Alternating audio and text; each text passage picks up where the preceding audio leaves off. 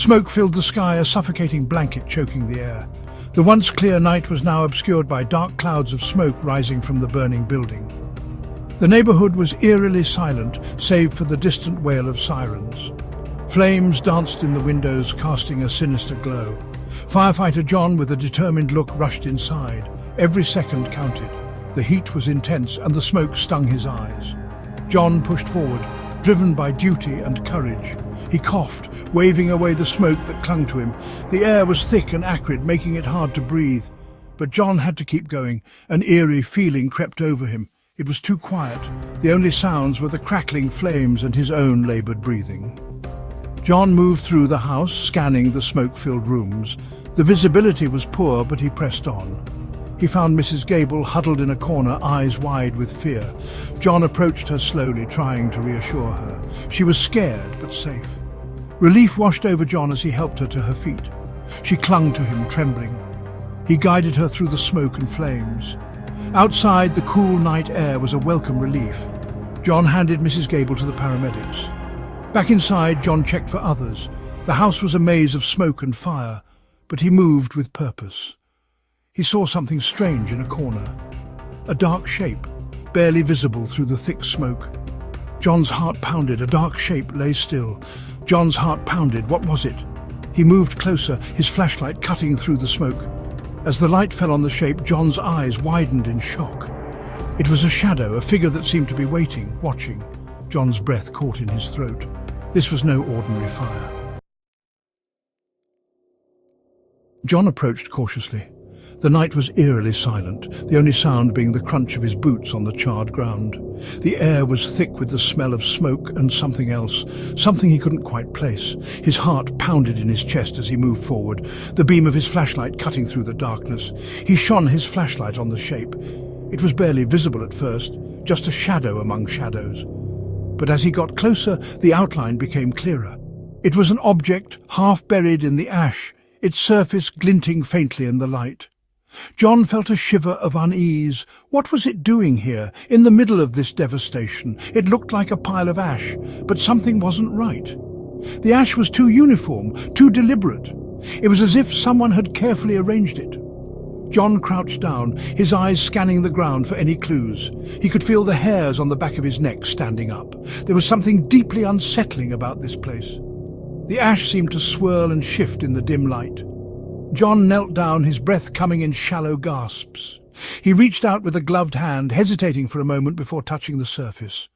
The ash moved under his fingers, almost as if it were alive. He pulled back, his heart racing. What was this? He poked the ash with his gloved hand. It felt strange, almost furry. John frowned, his mind racing. Ash wasn't supposed to feel like this. He dug a little deeper, his fingers encountering something solid. He pulled it out, holding it up to the light. It was a small metallic object covered in a fine layer of ash. What could it be? It felt strange, almost furry. The texture was unlike anything he had ever felt before. It was soft, yet firm, like the fur of some unknown creature. John felt a chill run down his spine. He had a sudden, irrational urge to drop the object and run. But he forced himself to stay calm. He needed to understand what he had found. He felt a chill run down his spine. The air around him seemed to grow colder, and he could feel the weight of the darkness pressing in on him. He glanced around, half expecting to see something lurking in the shadows, but there was nothing, just the silent, empty night. John took a deep breath, trying to steady his nerves. What had he stumbled upon? The question echoed in his mind, growing louder with each passing second. He turned the object over in his hands, examining it from every angle. It was small, no bigger than a coin, and intricately carved with strange symbols. John had never seen anything like it before. It was both beautiful and terrifying. The fire crackled around him, casting dancing shadows. The flames seemed to move with a life of their own, flickering and twisting in the darkness. John felt a sense of unease growing within him. The shadows seemed to be watching him, waiting for him to make a move. He could feel their eyes on him, cold and unblinking. John felt a presence, watching him. It was a feeling he couldn't shake, no matter how hard he tried. He turned slowly, his eyes scanning the darkness. But there was nothing there, just the empty night. He took a step back, his heart pounding in his chest. He needed to get out of here, and fast. He quickly backed away from the ash. His mind raced with questions. What was this place? What had he found? And most importantly, what was he going to do next? John knew he couldn't stay here any longer. He turned and started to walk away, his steps quick and determined, but he couldn't shake the feeling that he was being watched. His mind raced with questions. He needed answers, and he needed them fast. But where could he find them? And who could he trust? John knew he was in over his head, but he also knew that he couldn't turn back now. He had to keep moving forward, no matter what. The night was dark and full of secrets, and he was determined to uncover them all. A whisper of what had transpired.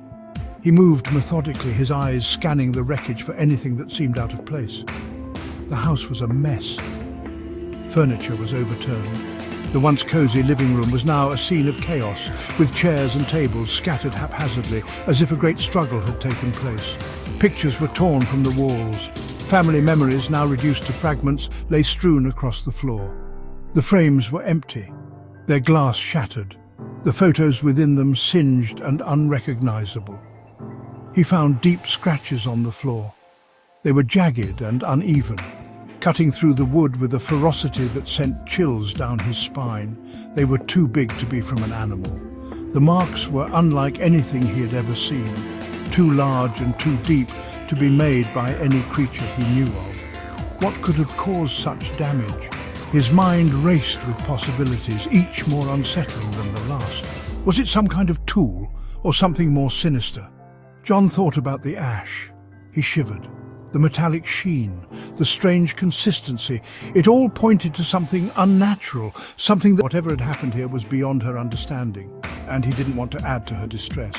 He decided to wait, to give her time to recover before asking his questions. "Did you see anything unusual, Mrs. Gable?" John asked gently.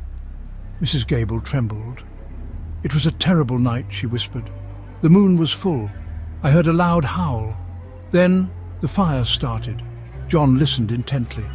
He'd heard stories about strange creatures in the woods, creatures that came out during the full moon.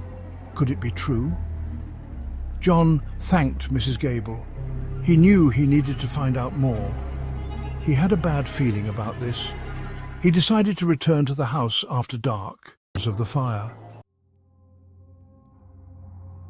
Just when they were about to give up, Sarah shouted, "Sarah, over here! I found something!"